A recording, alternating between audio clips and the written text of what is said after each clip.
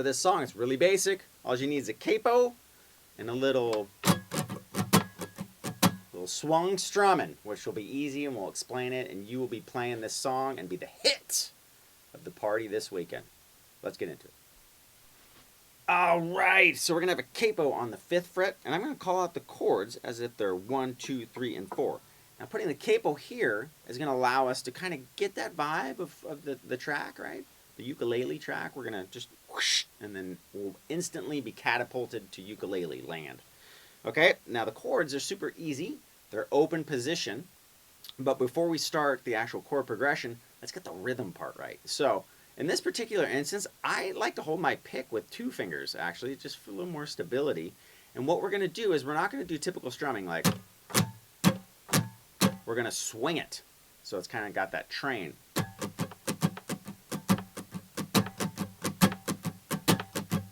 Okay? So get that swung part first. And then what we're going to do is we're going to add the actual strum pattern, which is going to be ringing some of the chords and muting some of the chord, okay? So it's going to sound like this. Okay, so I'm going down, up, mute, mute, down, up, mute, mute.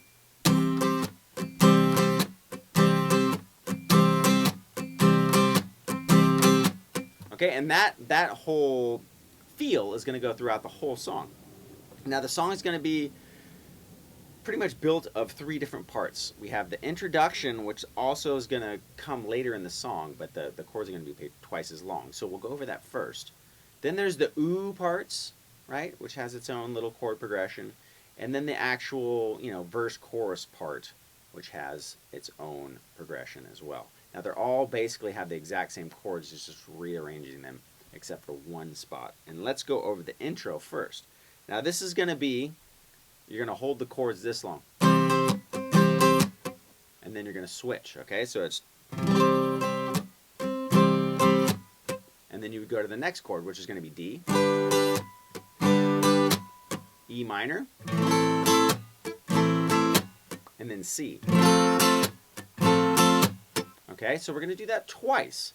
The only difference is the second time we get to the C chord, we're going to hold it a little bit longer and kind of modify the chord a little bit.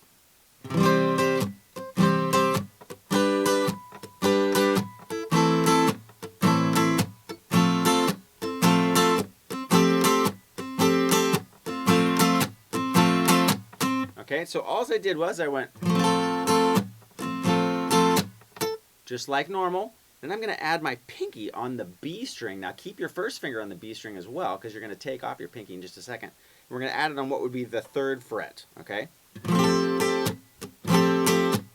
Do that exact same strum amount, and then take it off, and go back to what you did in the beginning. So all together, that would sound like this.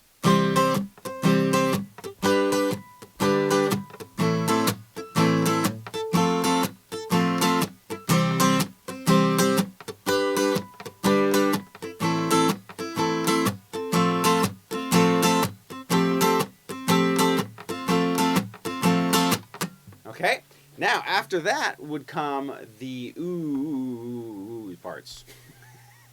And no, I'm not going to sing because you would go, ooh, that's bad. Change the channel. So, to spare you from the agony of singing, I'm just going to call out and play the chords. So, what we would do now is we're going to go and we're going to do the strum pattern twice as long per given chord. So instead of, which would be 2, now it's 4. Okay, so we play each chord twice as long now. Now this next one has got the only tricky chord in it, and I'll show you the whole progression first, and then I'll show you how to play it. Okay, so we got G, D, C, to G. That's the first half. Then we're going to go back to our C chord. This is the only tricky chord, which we'll go over in a second, is B7. And with the capo, it makes it even a little extra tricky, but, it's all good. And then after that chord, we go to E minor, into C. Okay? So, let me play it. Here we go.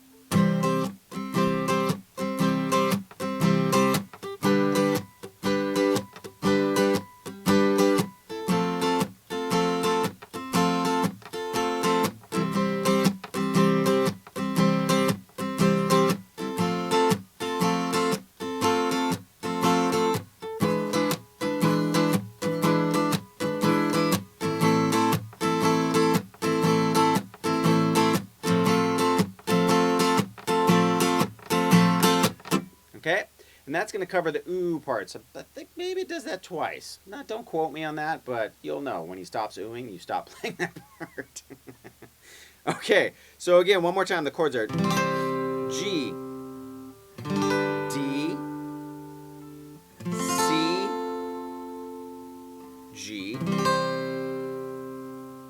C, and then B7, which you would have your second finger on the A string, which would be the second fret, your first finger on the first fret D, your ring finger would be on the G string second fret, and then you'd keep the B string open, and then you'd use your pinky and play it on the second fret of the high E and play from the A string down. Okay, that's the only tricky chord. And since you go right back to E minor after that, it's just a really subtle shift. So getting there is a little bit difficult from C, but getting out of it to the next chord, which is E minor, is a walk in the park or a walk in the palm trees, you know, because we're feeling tropical.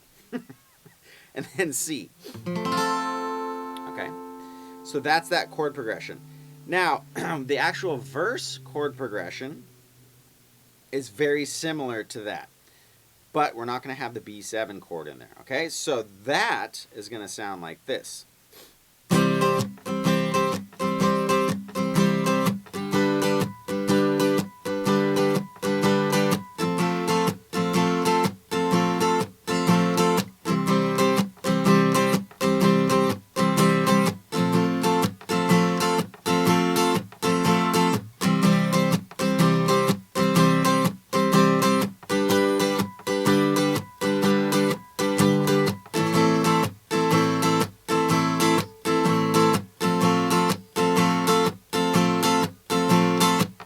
Okay, so it's literally almost an identical chord progression. So one more time, it's going to go G, D, C, G, C, G, and then D, E minor, C. We're going to play that whole progression 2 times through. So let me play it really quick, slowly, and then you guys can play along if you'd like. So here we go. G, D, C, G, back to C, back to G, to D, E minor, to C. Again, G, D, C, G, C, G,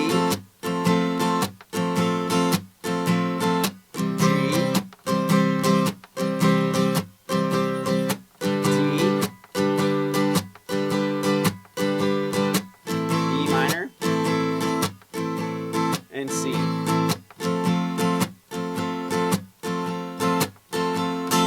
Okay, so the next part, super basic. We've already done it. We're just going to play it twice as long. It's where he talks about, you know, like, I don't know, lemon drops and candy corns or something like that, which might be difficult now that Hawaii banned GMOs.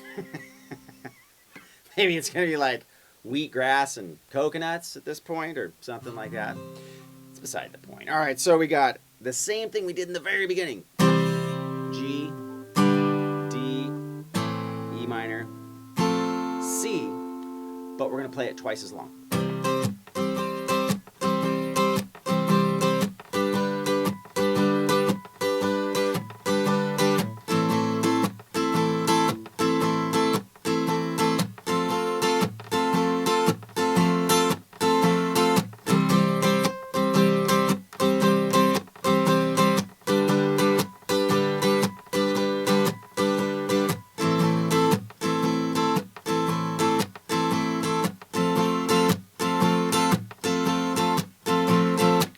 I don't know what you call that part in the song, but that's kind of like the whole sequence of the song.